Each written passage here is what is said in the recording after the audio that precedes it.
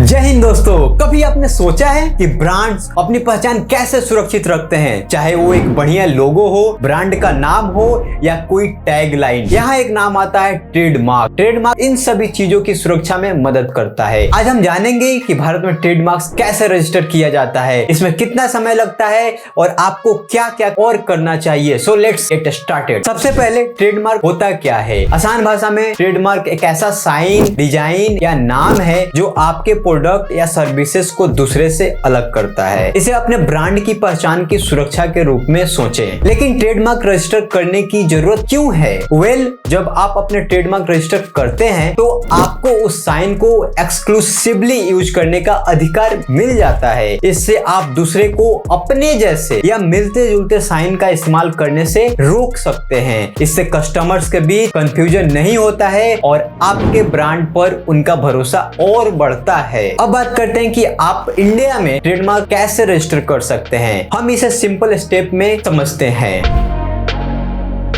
Application करने से पहले एक ट्रेडमार्क सर्च करना काफी जरूरी है ताकि यह पता चले कि आपका साइन यूनिक है या नहीं। यह आप ऑनलाइन कर सकते हैं, वेबसाइट आपको मैं डिस्क्रिप्शन में दे दूंगा। जब आपको यकीन हो जाए कि आपका साइन यूनिक है तो आप अपना एप्लीकेशन फाइल कर सकते हैं। आपको फॉर्म TMA भरना होगा जिसे आप ऑनलाइन या ऑफलाइन कर सकते हैं। इसमें आपको गुड्स एंड सर्विसेज की कैटेगरी और एप्लीकेंट की जानकारी देनी होती है। एप्लीकेशन फाइल करने के बाद ट्रेडमार्क ऑफिस आपके एप्लीकेशन की जांच करता है। वे देखते हैं कि आपका एप्लीकेशन सही है या नहीं और ये मौजूदा ट्रेडमार्क से मिलता तो नहीं है। अगर सब ठीक रहा तो आपका एप्लीकेशन आगे बढ़ता है, अगर नहीं तो आपको एक रिपोर्ट मिलती है जिसमें ऑब्जेक्शंस बताई जाती है। अगर कोई ऑब्जेक्शंस नहीं होती है या आप अपने ऑब्जेक्शंस को सुलझा लिया है तो आपका ट्रेडमार्क जर्नल में पब्लिश हो जाता है। यहाँ पब्लिक को ट्रेडमार्क पर ऑब्जेक्शन करने का मौका मिलता है। अगर कोई विरोध नहीं होता है या आप सफलतापूर्वक पार कर लेते हैं तो बधाई हो, आपका ट्रेडमार्क रजिस्टर हो जाता है और आपको एक ट्रेडमार्क सर्टिफिकेट मिल जाता है। तो ये तो ओवरव्यू की तरह हमने समझ लिया ट्रेडमार्क के बारे में। अब चलिए समझते हैं और डिटेल में। जब ट्रेडमार्क के लिए एप्लीकेशन फाइल करते हैं तो आपको अपने प्रोडक्ट्स एंड सर्विसेज को एक खास कैटेगरी में डालना पड़ता है। इसे international classification of goods and services कहते हैं, जिसे नाइस क्लासिफिकेशन भी कहा जाता है। नाइस क्लासिफिकेशन एक इंटरनेशनल सिस्टम है जो ग्लोबली ट्रेडमार्क रजिस्ट्रेशन के लिए प्रोडक्ट एंड सर्विसेज को 45 अलग अलग क्लासेस में बांटता है। इसमें से 34 क्लासेस प्रोडक्ट के लिए और 11 क्लासेस सर्विसेज के लिए होती है। फॉर एग्जांपल, अगर आप कपड़े के लिए ट्रेडमार्क रजिस्टर कराना चाहते हैं तो आपको क्लास 25 का चयन करना होगा और अगर आप एडवर्टाइजिंग सर्विसेज के लिए रजिस्टर कर रहे हैं तो आपको क्लास 35 का चुनाव करना होगा। इस क्लासिफिकेशन का मुख्य उद्देश्य यह है कि ट्रेडमार्क्स के बीच किसी भी तरह का कंफ्यूजन न हो और प्रोडक्ट एंड सर्विसेज को सही तरीके से क्लासिफाइड किया जा सके। अगर आप गलत क्लास चुनते हैं तो आपका आवेदन रद्द हो सकता है, इसलिए सही क्लास चुनना बहुत जरूरी है। कुछ और पॉपुलर ट्रेडमार्क क्लासेस की बात करते हैं, जैसे class 9 which includes computer software and electronics, class 25 which includes clothing, जो कि अभी हमने बात किया, class 35 which includes business management and advertising. इसके अलावा से class 41 which includes education and entertainment, जिसमें मैंने खुद का लोगो रजिस्टर कराया है जैसे कि आप स्क्रीन पर देख सकते हैं। यदि आप इन ट्रेडमार्क क्लासेस के भीतर काम कर रहे हैं तो ट्रेडमार्क्स के लिए कंपटीशन अधिक हो सकती है। हालांकि इससे तब तक कोई फर्क नहीं पड़ता है जब तक आपका साइन यूनिक है। अब बात करते हैं कौन कौन से डॉक्यूमेंट रिक्वायर्ड होते हैं। सोलो प्रोप्राइटरशिप के नाम पर ट्रेडमार्क रजिस्टर करने के लिए जो डॉक्यूमेंट चाहिए होते हैं वे वही डॉक्यूमेंट होते हैं जो इंडिविजुअल के लिए आवश्यक होते हैं। यानी कि सोलो प्रोप्राइटरशिप और इंडिविजुअल के लिए सेम डॉक्यूमेंट लगता है, जिसमें पहला डॉक्यूमेंट आपका होगा कि एक लोगो का कॉपी होगा या फिर कोई वर्ड हो सकता है। दूसरा होगा कि आपका साइन लगेगा, और साइन बोले तो डिजिटल सिग्नेचर। अगर आप किसी प्रोफेशनल की हेल्प लेते हैं तो डिजिटल सिग्नेचर नहीं देना पड़ेगा, इसके बारे में आगे हम लोग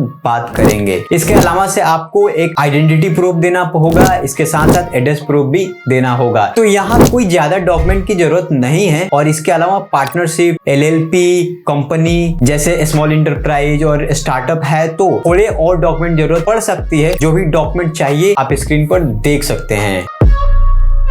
इसके बाद से एग्जामिनर द्वारा एप्लीकेशन स्वीकार किए जाने के बाद इसे 4 महीने की अवधि के लिए ट्रेडमार्क जर्नल में पब्लिश किया जाएगा। यदि कोई थर्ड पार्टी विरोध नहीं करता है तो आपको ट्रेडमार्क रजिस्ट्रेशन के लिए सर्टिफिकेट प्राप्त होगा।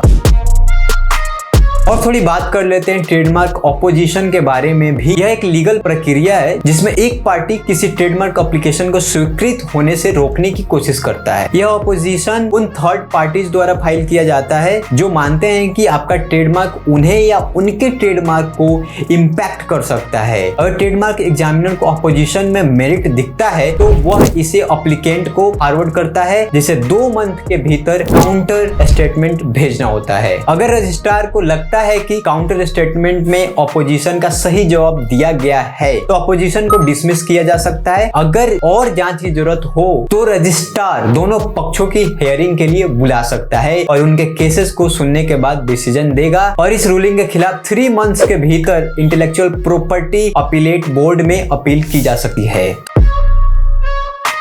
द एंटायर प्रोसेस एप्लीकेशन से लेकर रजिस्ट्रेशन तक आमतौर पर 6 महीने से 2 साल तक का समय लग सकता है, जो इस बात पर निर्भर करता है कि कोई आपत्ति है या नहीं है।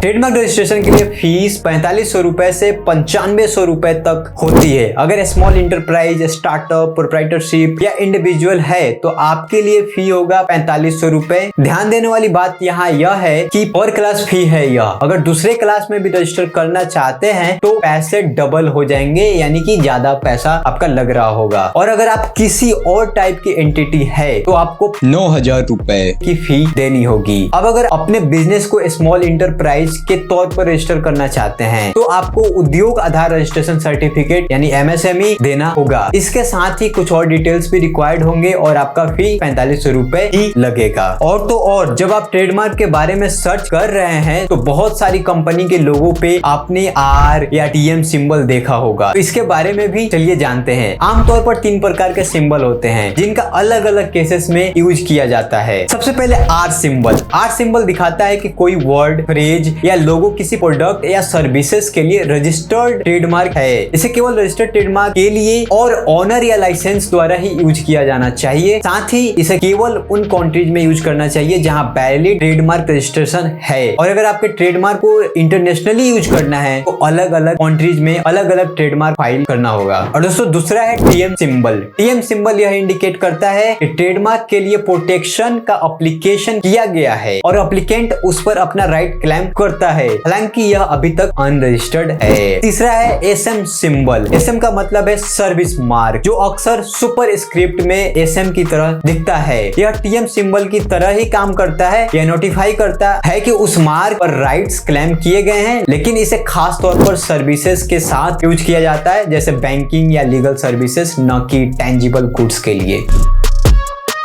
अब सवाल यह आता है कि क्या हमें ट्रेडमार्क रजिस्टर कराने के लिए प्रोफेशनल की मदद लेनी चाहिए या नहीं।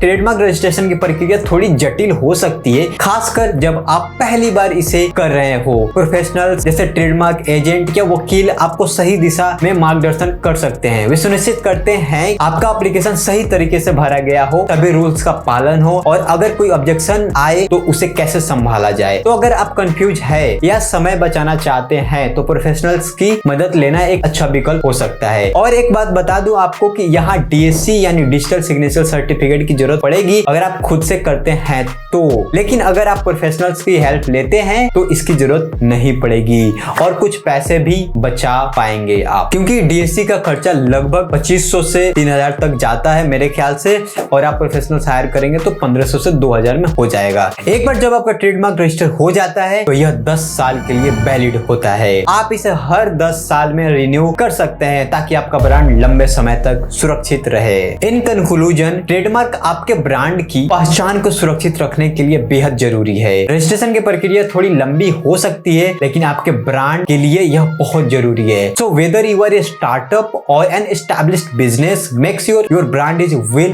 प्रोटेक्टेड। मैंने खुद अपना ट्रेडमार्क ऑनलाइन कराया है प्रोफेशनल्स की हेल्प लेकर के, जो कि मेरा एक बहुत ही बुरा एक्सपीरियंस था क्योंकि काफी डिले हो गया था, बट ठीक है, आप ऑनलाइन आप ही कर सकते हैं। थोड़ा सा डिले होता है गवर्नमेंट वर्क में। आज के लिए बस इतना ही। अगर आपको ये वीडियो पसंद आया तो लाइक, शेयर, सब्सक्राइब करना ना भूलें और अगर कोई सवाल है तो नीचे कमेंट्स में पूछें। मिलते हैं अगली बार। जय हिंद।